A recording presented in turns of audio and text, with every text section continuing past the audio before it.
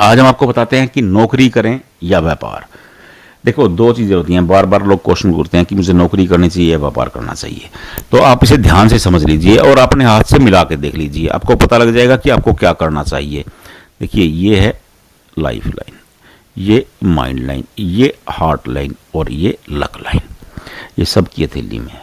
अगर आप व्यापार करने वाले हैं तो सबसे पहले आप अपनी व्यापार की रेखा देख लें। देखिए, ये बुध है, ये बुध व्यापार के ग्रह हैं।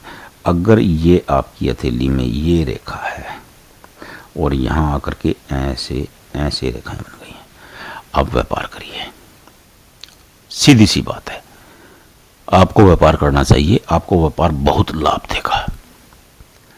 अगर आपकी हथेली में ये सन लाइन है, ये सन लाइन इतनी लंबी है, तो आपको व्यापार करने की ज़रूरत नहीं है। सनलाइन अगर इतनी लंबी यहाँ तक आ गई है तो भैया ये तो अवसर बना देगी आपको। और फिर भी ज़्यादा पैसा कमाना है, व्यापार करना चाहते हैं तो कर सकते हैं। अगर ये सनलाइन इतनी है और ये रेखा भी है तो ऐसे लोगों का व्यापार में बहुत नाम होता है। क्योंकि देखिए, सूर्य ये प्रसिद्धि के कारक हैं, ऐश्वर्य के कारक हैं। ये अगर ये रेखा यहाँ तक आती है तो कहते हैं ना कि फलाने की बर्फी इतनी मशहूर है, तो ऐसे लोग बनते हैं हल्दीराम। इसको हल्दीराम लिख देती है। बीकाजी, ये लोग हैं पेप्सिको, क्योंकि ये रेखाएं संपूर्ण हैं, बिना छेड़छाड़ के हैं। ये रेखाएं हैं। हाँ, अगर ये रेखा सूर्य रेखा पूर्ण नहीं है, ये रेखा पूर्ण नहीं है, देखिए, आप व्यापार करिए, व्यापार चलेगा आपका, व्यापार में कोई दिक्कत ही नहीं है। लेकिन सूर्य रेखा को देख लीजिए। अगर सूर्य रेखा प्रसिद्धि दिलाने वाली है तो फिर प्रसाद में व्यापार में आपको प्रसिद्धि हो जाएगी। अगर ये सूर्य रेखा यहाँ तक आ गई है, ठीक है, व्यापार चलेगा, कोई दिक्कत नहीं है।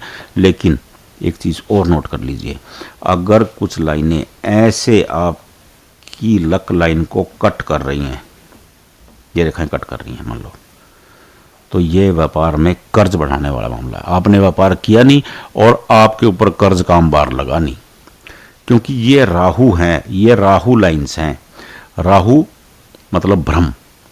ये आप कोई भी काम करोगे लगेगा कि भैया 1 करोड़ रुपए फायदा होगा, और जब काम पूर्ण हो जाएगा पता लगेगा कि 1 लाख रुपए नुकसान हो गया।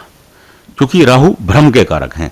ये राहु लाइन है, ये भ्रम पैदा कर देंगी, रॉन्ग डिसीजन करवा देंगी, गलत फैसले से घाटा हो जाएगा, घाटे से कर्ज बढ़ जाएगा, और यहाँ पर ये एक दीव बन जाएगा। इसको बोलते हैं कर्ज का दीव। पहले इसे टेंशन का दीव कहा जाता था, अब इसे कर्ज का दीव कहा जाता है।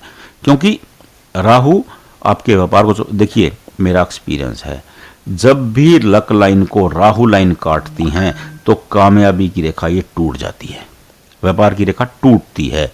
ये टूटी नहीं और आपको चोट लगी नहीं, ये टूटते ही धक्का लगेगा, घाटा हो जाएगा। तो अपनी हथेली में ये लाइनें भी चेक कर लो। अगर ये लाइनें हैं तो व्यापार का पंगा बिल्कुल मत लो। देखिए, नौकरी में ये लाइनें क्या करेंगी, बॉस से डांट खिला देंगी, घाटा तो नहीं करवाएंगी। ये हो सकता है नौकरी छूट जाए और मिल जाएगी। अगर व्यापार डूब गया तो बंदा दोबारा खड़ा नहीं हो सकता भाई, आप समझिए इस बात को। आप मध्यम वर्गीय परिवार से हैं, आपका एक बार व्यापार टूट गया, व्यापार चौपट हो गया, दोबारा व्यापार करना ही महाभारत है, आप कर ही नहीं सकते, फिर नौकरी करनी पड़ेगी।